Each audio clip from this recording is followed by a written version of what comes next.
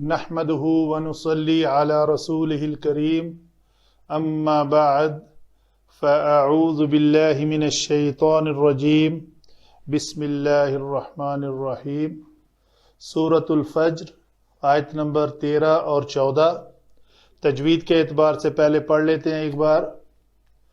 فصب صاد اور سین میں فرق یہ ہے، دونوں کا مخرج ایک ہی ہے لیکن پر اور پتلا کرنے سے حروف جو ہیں وہ نمایاں ہو جاتے ہیں کہ کون سا حرف ادا کیا جا رہا ہے۔ تو صاد پر حروف میں سے ہے، پر کرنے کے لیے اوپر والا ہونٹ تھوڑا اوپر اٹھتا ہے، شفتین گول بالکل نہیں ہوتے۔ فصب اگر سین ہوگا فسب، دیکھیں سین سے اگر ہوگا سین با تو وہ گالی گلوچ کرنا ہے، برا بھلا کہنا ہے، اور اگر صاد سے ہوگا تو وہ اوپر سے کوڑا برسانے کے معنی میں ہے۔ تو صرف مخرج سے ادا کرنے سے ہی اس کے معنی میں تبدیلی پیدا ہو جاتی ہے۔ فَصَبَّ عَلَيْهِمْ رَبُّكَ سَوْطَ عَذَابٍ، یہاں پہ کیا ہے، را کو پر کرنا ہے، سین واو تو، سین واو پتلے حروف ہیں، تو جو ہے وہ موٹا ہے۔ آگے ہے نون مشدد، جب بھی ہوگا نون اور میم دونوں تو ہم نے اس کے اوپر غنہ کرنا ہے۔ یہاں پڑھیں گے اس کو ان ربک لبالمرصاد، ملا کر ایک بار پڑھ لیتے ہیں۔ فصب علیہم ربک سوط عذاب ان ربک لبالمرصاد۔ یہ ہوئی جی تجوید کی باتیں۔ آگے چلتے ہیں۔ علم صرف میں حروف، فا جو ہے وہ حرف ہے اور اس کو ہم کہتے ہیں جی یہ حرف عطف ہے، اعلیٰ حرف جر ہے۔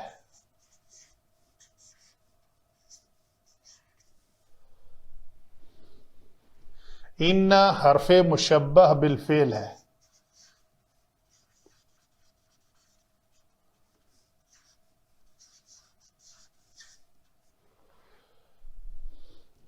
یہ لام، یہ اس کو کہتے ہیں جی لام ابتدا، دو نام ہیں اس کے، یا لام مزحلقہ۔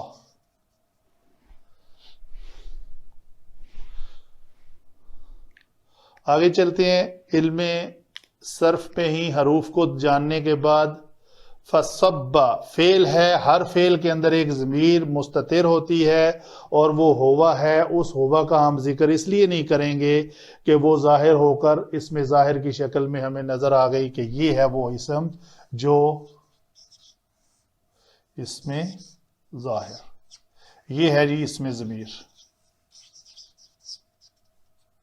صوت اسم ہے، کیوں اسم ہے جی؟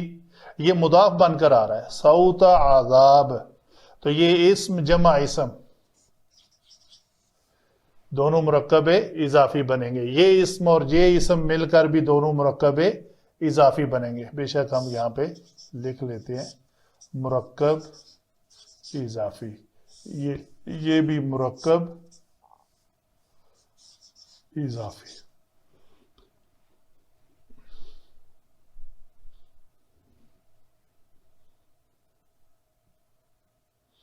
آگے چلتے ہیں جی۔ ان حرف چیک کہہ چکے، رب پھر اسم ہے یہاں پہ، اور پھر جمع اس میں ضمیر ہے۔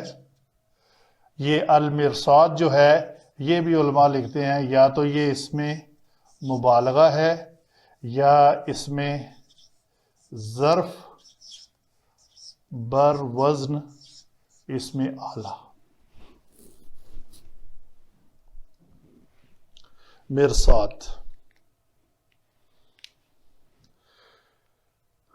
اس کے بعد ہیں ایک ہی فعل ہے ہمارے پاس، با حرف جارہ، یہاں پہ ہم کہنا بھول گئے، یہ با جو ہے بیچ میں حرف ہے اور یہ ہے حرف جارہ۔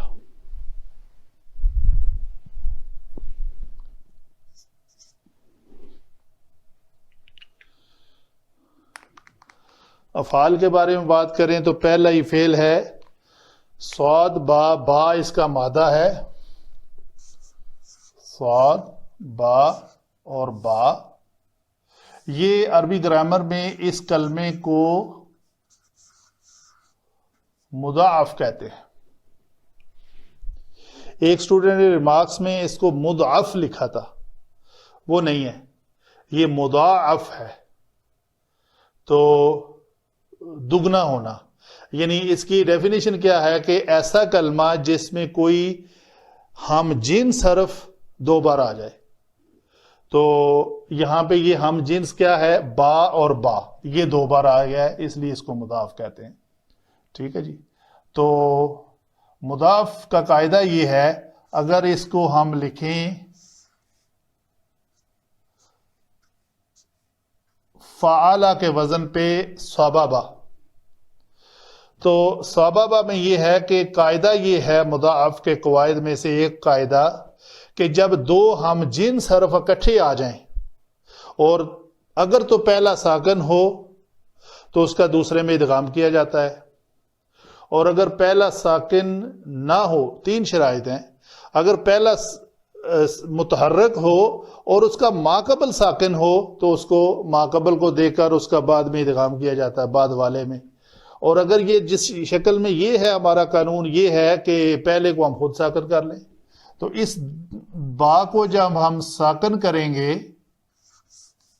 یہ صاد کیا کنگرا ہے، سو با کو ساکن کیا تو یہ بنا، تو اس با کا اس کے اندر جب ادغام کریں گے تو ہم کہیں گے جی یہ لفظ مشدد ہو گیا ہے، لفظ بن جائے گا صبا، فا حرف عطف ہے تو یہ لفظ ہے ہمارا صبا۔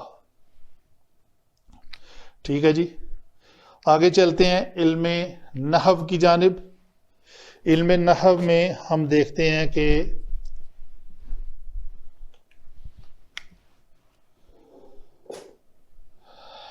کون سا کلمہ حالت جری میں ہے، نسبی میں ہے، رفعی میں ہے، تو مضاف ہم کہتے ہیں جی ہمیشہ ما قبل کا تابع ہوتا ہے، تو یہ ہم ضمیر کو ہم نے نہیں لکھا، یہ ہم جو ہے یہ اس میں ضمیر ہے، اس میں ضمیر مجرور۔ فصبا یہ فعل ہے جی، فا حرف عطف ہوا، یہ ہے ہمارا فعل،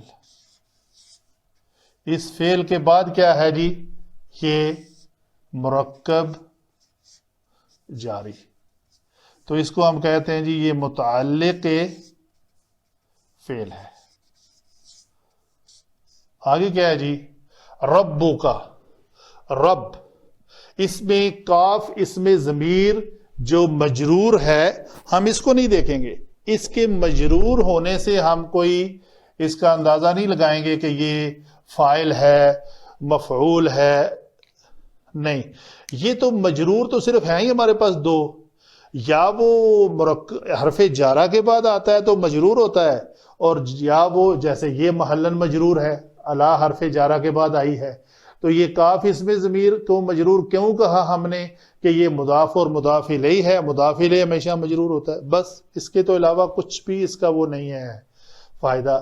اور جب یہ ایسے مرکبات کی شکل میں آتا ہے تو یہ اپنے ماقبل جو مضاف ہوتا ہے وہ اس کا لیڈر ہے، وہ اس کا سردار ہے، وہ تعین کرے گا کہ وہ کیا ہے، اور اس کی حرکت کیا ہے جی، پیش ہے، تو ہم کہیں گے یہ مرکب اضافی جو ہے یہ حالت اس کی کون سی ہے جی، مرفوع۔ اگر یہ مرفوع ہے تو ان 8 مرفوعات میں سے کوئی ایک بنے گا، وہ کون کون سے ہیں جی، مرفوعات، فاعل، نائب فاعل، مبتدا، خبر، آگے انا اور کانا کا اسم اور خبر، جیسے بھی وہ سارے ہیں، تو یہ مرفوع ہو کر یہاں پہ یہ فاعل بن رہا ہے، تو یہ فعل، متعلق فعل اور فاعل ملا ہمیں ابھی تک، تو اس اسم اور اس اسم کو دو اسماء آپس میں اکٹھے ہو گئے، کیا یہ مرکب توصیفی ہے؟ کیا یہ عذاب الصوت کی صفت ہے؟ نہیں، کیوں کہ مرکب توصیفی کی علامت یہ ہے کہ اس کے اعراب دونوں کے یا تو صوتا عذابا ہوتا تو ہم کہتے ہیں یہ مرکب توصیفی ہے، یا صوتن عذابن ہوتا تو ہم کہتے ہیں مرکب توصیفی ہے۔ تو یہاں پہ اعراب دونوں کے مختلف ہیں۔ اچھا، مختلف ہونے کا دیکھتے ہیں ہم، یہ کیا ہے جی؟ یہ مجرور ہے۔ تو مضاف الیہ ہمیشہ مجرور ہوتا ہے، یس ہے، تو یہاں پہ یہ مضاف الیہ بن رہا ہے، تو اسم مجرور ہو کر کیا ہے؟ مضاف الیہ ہے۔ اور یہ اسم کیا ہے جی؟ یہ مضاف ہے۔ مضاف ہو کر اس کی علامت کیا ہے جی؟ یہ تا کے اوپر زبر کی وجہ سے ہم کہیں گے یہ منصوب ہے جی، یہ منصوب اسم ہے۔ تو منصوب اسم اپنے منصوبات میں سے یہاں پہ کیا بنے گا جی؟ ہمیں جو ڈیمانڈ ہے ہمارے جملے میں، فعل بھی آ گیا ہے، متعلق فعل بھی مل گیا ہے اور فاعل بھی مل گیا ہے، تو اس کو مفعول چاہیے، تو کیا ہم اس مرکب اضافی کو مفعول بنا سکتے ہیں؟ جی بنا سکتے ہیں، اگر وہ منصوب ہو تو دیکھتے ہیں منصوب ہے، جی منصوب ہے، تو ہم اس کو مفعول بہی، مفعول بہی وہ مفعول ہوتا ہے جس پر فاعل کا فعل سرزد ہو۔ فاعل کون ہے؟ آپ کا رب۔ فعل وہ کیا کرے گا؟ صبا۔ متعلق کیا ہے؟ علیہم، کن کے؟ ان کے اوپر۔ ہم ضمیر کس کی طرف جا رہی ہے؟ وہ جو پیچھے ارم، عاد اور سمود اور فرعون کی قوموں کا ذکر ہو چکا ہے، تو کیا برسائے گا ان کے اوپر؟ صوت عذاب، اپنے عذاب کا کوڑا۔ تو یہ ہم کہیں گے جی یہ پورا جملہ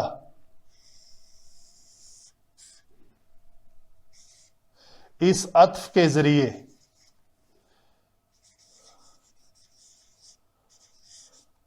معطوف ثانی، جو وہ الذین کا، یہ معطوف علی، معطوف اول اور معطوف ثانی، یہ سب مل کر کیا بنے گا؟ الذین کا صلہ۔ تو صلہ میں کیا کیا باتیں آ گئیں جی؟ الذین طغوا فی البلاد انہوں نے کیا، آگے کیا کیا جی؟ الذین طغوا فی البلاد فاکثروا فیہا الفساد کیا، اور فساد کیا بکثرت، اور کیا کیا؟ ان کے اوپر آپ کے رب نے عذاب کا کوڑا برسایا۔ تو وہ عذاب کس شکل میں تھا؟ وہ اگر آپ سورہ زاریات میں دیکھیں، سورہ طور میں بھی، سورہ زاریات میں خاص طور پر 27واں پارہ شروع ہوتا ہے، اور اس سے پیچھے بھی ابراہیم علیہ السلام کی قوم کا ذکر ہے، ساتھ میں حضرت جو لوط علیہ السلام کی قوم کے اوپر عذاب آیا، پھر اس میں ذکر ہے سمود کے اوپر، عاد کے اوپر جو عذاب آیا، بڑی تیز و تند ہوا بھیجی اللہ تعالیٰ نے، اور کیا ہوا جی؟ وہاں پہ ایک بڑا لطیف نقطہ میں تفسیر میں پڑھ رہا تھا، وہ شیئر کرنا میں ضروری سمجھوں گا، کہ جب لوط علیہ السلام کی بستی جو ہے اس کے اوپر ابراہیم علیہ السلام کے پاس فرشتے آئے یہ خبر سنانے کے لیے کہ ہم عذاب بھیجنے والے ہیں، لِنُرْسِلَ عَلَيْهِمْ حِجَارَةً مِّن طِينٍ مُّصَوَّمَةً عِندَ رَبِّكَ لِلْمُسْرِفِينَ فَأَخْرَجْنَا مَنْ كَانَ فِيهَا مِنَ الْمُؤْمِنِينَ، اور اس بستی میں سے ہم جو بھی مومن تھے ان کو نکال لیا، فما وجدنا فیہا غیر بیت من المسلمین، اس بستی میں ہم نے مسلمانوں کے علاوہ کوئی اور گھر، ایک گھر مسلمانوں کا پایا صرف، اور نہیں تھا۔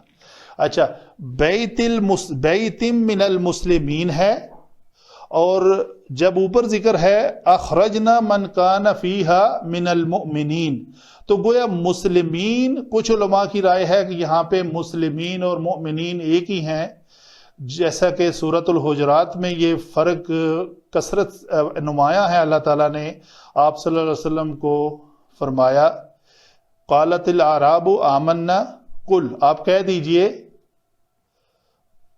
لم تؤمنوا، تم ایمان نہیں لائے، ولکن قولوا اسلمنا، ہم صرف مسلمان ہوئے ہیں۔ تو گویا مسلمان ہونا اور مومن ہونا دونوں میں فرق ہے۔ تو یہ جو تفسیر کے پوائنٹ آف ویو سے بات ہے یہاں پہ کہ ہم نے ان میں سے نکال لیا مومن لوگوں کو، تو جو بیعت ایک تھا جس میں مومنین کا ذکر نہیں کیا، مسلمین کا اس لیے کیا کہ لوط علیہ السلام کی جو بیوی تھی وہ ان کے ساتھ دل سے مومن نہیں تھی، اس لیے بیعت کے اندر والے سارے لوگوں کا ذکر ہوا تو مسلمین کے نام سے ہوا، اور جب نکال لینے کی بات آئی، اس عذاب سے بچانے کے لیے نکال لینے کی بات آئی، تو وہ کیا ہوا؟ مومنین کا ذکر آیا۔ تو حضرت لوط علیہ السلام کو اور ان کے وہ ساتھی جو دل سے ان کے ساتھ تھے، مومن تھے، ان کو نکال کر تو پھر ان کے اوپر عذاب کا کوڑا بسایا، کیونکہ فصب علیہم سے مراد وہ ساری قومیں ہیں، عاد، سمود، ارم اور فرعون۔ تو اس عذاب کی شکل آج بھی ہمارے سامنے ڈیڈ سی کی شکل میں موجود ہے۔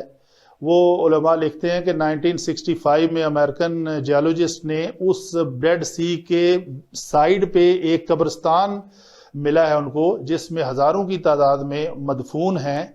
تو اس سے یہ اخذ کیا ہے علماء نے کہ ہر بڑے شہر کے ساتھ ایک قبرستان ہوتا ہے، تو اس قبرستان کے کافی احاطے میں، یعنی کچھ کلومیٹرز تک کوئی بستی نہیں ہے، تو یہ بندے کہاں سے آگے جو ادھر دفن ہے؟ تو گویا یہ وہی بندے ہیں جو اس ڈیڈ سی کی شکل میں اللہ تعالیٰ نے اٹھا کے وہاں پہ غرق کر دیے تھے، وہی ادھر دفن کیا کرتے تھے۔ یہ ان کا ملحقہ قبرستان ہے۔ بہرحال واللہ عالم بالصواب۔ تو بات ہو رہی ہے فصب علیہم ربک صوت عذاب، تو اللہ تعالیٰ نے ان کے اوپر عذاب کا کوڑا کس شکل میں برسایا، وہ آپ کو سورۃ الذاریات میں تفصیل سے یہ باتیں مل جائیں گی۔ آگے چلتے ہیں جی۔ ان ربک لبالمرصاد، بے شک، کس میں شک نہیں ہے؟ اس اسم میں شک نہیں ہے، ٹھیک ہے جی۔ حروف مشبہ بالفعل کا ایک اسم ہوتا ہے اور وہ اسم ہمیشہ منصوب ہوتا ہے۔ تو دیکھتے ہیں یہ منصوب اسم کیا ہے جی؟ منصوب ہے۔ کس شکل میں؟ اس با کے اوپر زبر کی وجہ سے۔ تو یہ ہم کہیں گے یہ ہے اسم ان۔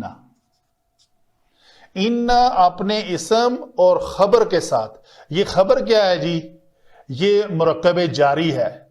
خبر بالمرصاد جو ہے یہ جارا اور اس کا ایک اسم ہے ساتھ، یہ مجرور ہے، تو یہ مرکب جاری، یہ ہم کہیں گے جی یہ کیا ہے جی؟ یہ خبر ہے انا۔ نارملی اس کو کہا جاتا ہے کہ انا کا ایک اسم، انا ہمیشہ ایک جملہ اسمیہ پر داخل ہوتا ہے اور اس کی اسم کو منصوب کر دیتا ہے اور خبر کو مرفوع کرتا ہے، مرفوع رہنے دیتا ہے، کہہ لیں، ٹھیک ہے۔ اس آیت کو ٹچ کیے بغیر ایک میں چھوٹی سی مثال انا اور لام تاکید، یہ جو لام مزاحلقہ ہے اس کی دینے لگا ہوں۔ وہ یہ ہے، ایک جملہ ہے ہمارے پاس،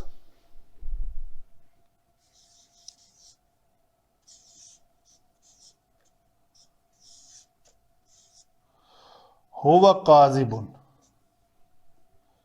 تنوین دے لیتے ہیں۔ تو یہ جو ہوا ہے یہ مبتدا ہے اور یہ خبر ہے، تو یہ جملہ اسمیہ ہے۔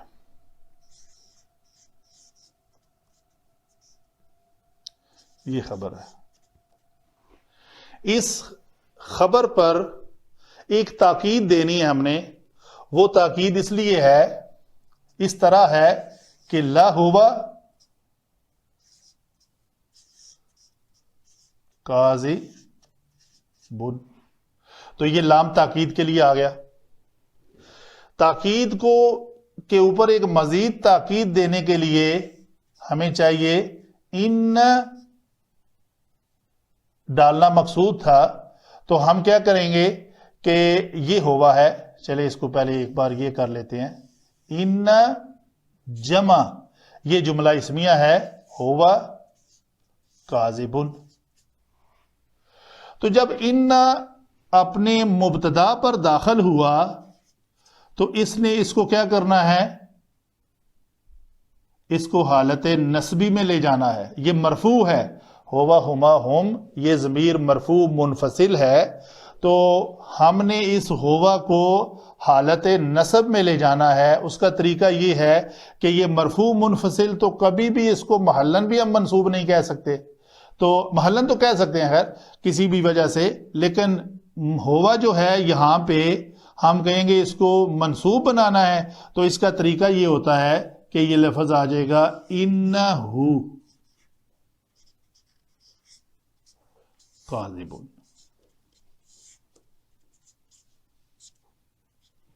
ٹھیک ہے جی، یہ تاکید آ گئی، اس میں شک نہیں کہ وہ جھوٹا ہے. تو یہ جو تاکید تھی لہو کاذبن، یہ بھی ہمیں لانی مقصود ہے.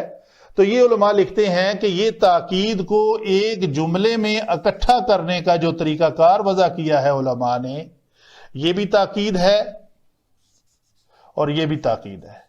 یہ انا کے ذریعے ہے، یہ لام کے ذریعے ہے.